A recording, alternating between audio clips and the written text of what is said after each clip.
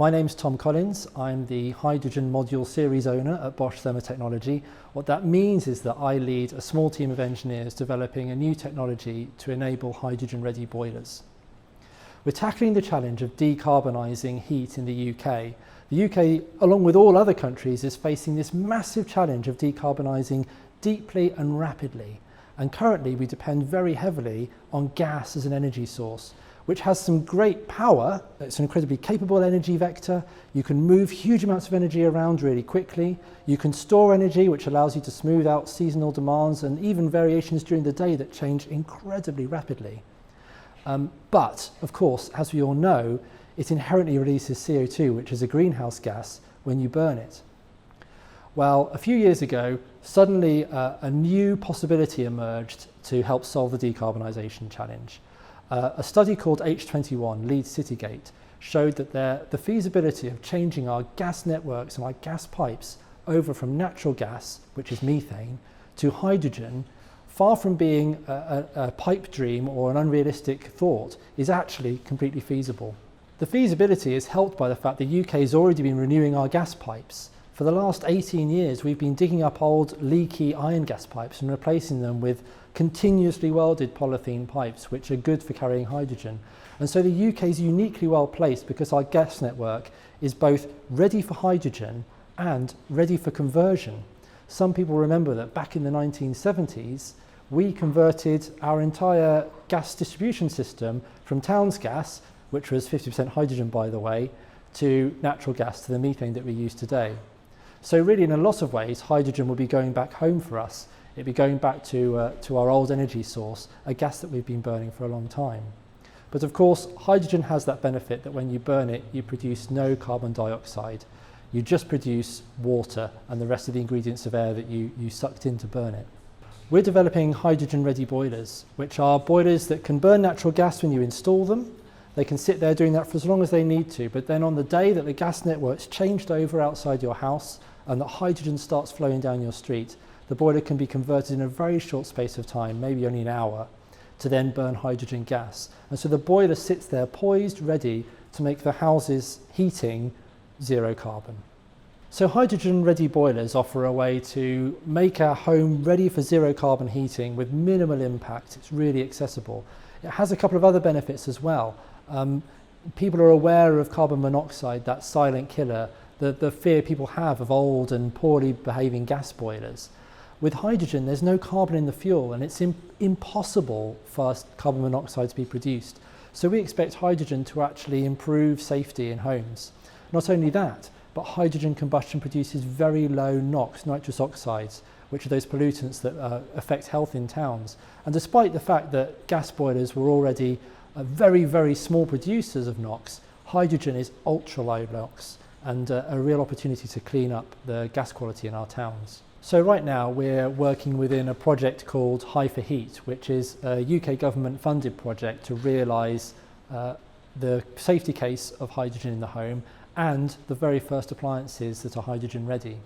So we're just starting the first demonstrations now where hydrogen boilers are going out into the field to operate in real life environments, heating buildings and burning hydrogen. Our challenge has been to develop a new technology in a really short space of time, and our aim was to make sure that the technology felt very similar to existing gas boilers. So we've done some really fundamental stuff to change the way the boiler operates, but the result is that the product behind me will feel very familiar to an installer today. They would recognise so many components and the layout of the appliance and the way it works. Really, we've managed to make it so that hydrogen's just another gas, and for the installer, the impact is absolutely minimal. Hydrogen's a really important topic because it offers us this incredible opportunity alongside electricity to provide zero carbon energy vectors in an integrated system that can provide the flexibility that we have today with our energy, but without producing any carbon dioxide. Hydrogen's incredibly versatile, not only because it's a fuel that you can store and you can transport in pipes, but because you can store it in vast quantities, providing us with the reliability of supply and the matching of renewable energy sources to inflexible human demands. It's also important because it can be produced from so many sources. If we need to get hydrogen on scale really rapidly in the next decade, it can be produced from natural gas where we capture the CO2 and we sequester it back under the North Sea where it came from. But in the long-term sustainable future, it can be produced completely renewably by electrolyzing water. And that can use offshore wind and any other zero carbon energy source we care to dream of. So hydrogen's versatile. It can serve an awful lot of different applications. It can provide storage, it can provide really high power capacity, and we can generate it, we can start producing it really quickly and completely sustainably. Yeah, research into hydrogen needs to increase in the UK because, while we're here solving the problem for heat and heat in buildings, there are a range of other applications where the UK has a chance to be a real leader. We have unique infrastructure and actually unique geology and resources to allow us to be leaders in hydrogen. And we have a great history of being technical innovators and leaders. But we need to start acting now to upskill our current and the next generation of engineers and scientists so that we can really play that leading role in deploying hydrogen across the world as part of the big decarbonisation push. Yeah, so what's happening now is we're developing hydrogen-ready boilers, the very first products that will be able to go onto the market and make this an available reality for people to start preparing their homes for decarbonisation. In the wider scheme, the first demonstration trials are starting to run, and there are exciting projects like H100 up in Scotland, where the first hydrogen network will be operating in a couple of years' time with real houses and normal communities using hydrogen to heat their homes. What we're waiting for is that the commitment from government to make hydrogen part of the strategic solution for heating.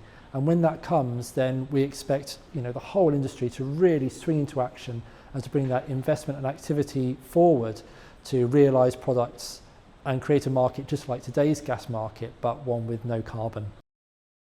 Well, the UK is focusing on blending, and we're looking at blending and 100%.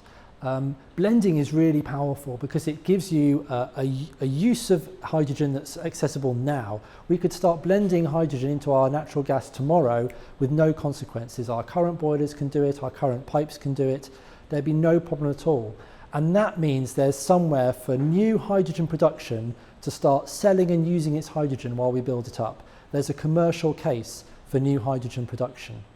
So blending is really important because it provides us a way to break the chicken and the egg and start building serious hydrogen production at scale. But once you go above that kind of maybe 20% in gas, then our existing products can't burn the gas anymore, not cleanly and reliably. And you have to start changing technology to go any further. And once you get to that point where you're going to change the technology in people's homes, where you're going to renew a population of boilers to be ready for something new, you might as well make sure that new thing goes the whole hog and provides complete decarbonisation. And so making boilers blend any mix of hydrogen between 20 and 100% is not technically feasible. But making boilers that can be quickly converted from current 0 to 20% boilers to 100%, that's completely feasible. And so what we're doing is the sensible thing. We'll blend what we can now, we'll create a sink for hydrogen production, but then when we get to convert technology, we'll convert it for the real prize, which is zero carbon gas. So why do we burn hydrogen rather than react it in something beautiful like a fuel cell is a really good question. The truth is that most products that do use a fuel cell or a similar technology to produce power and burn gas at the same time do so at a very steady and low rate, and that is by far the most economic way to use that technology. But for that really cold winter's day, when you get really unseasonal weather, for that time when heat loads suddenly go up in the building very unpredictably, you need a fallback. You need something to fall back on that can just deliver heat when you need it.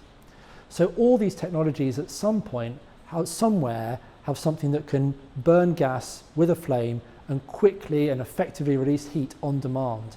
It's an important part of the whole safety case for heating a building.